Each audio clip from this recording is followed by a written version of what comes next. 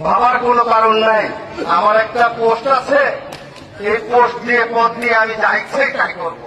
মানে বেটা কয়দিন করবা, কয়দিন?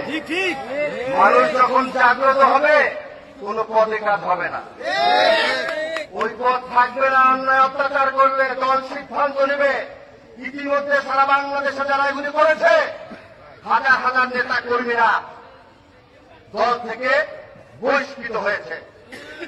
দলের ভিতরে কোন লুটের ওদের ঠাঁই নাই। তারেক রহমানের স্পষ্ট বার্তা, জনাব তারেক রহমান বলেছে তোমরা এলাকায় যাও, জনগণকে এই বার্তাগুলো পৌঁছে দাও, তাদেরকে সাহায্য দাও, তাদেরকে সহযোগিতা করো।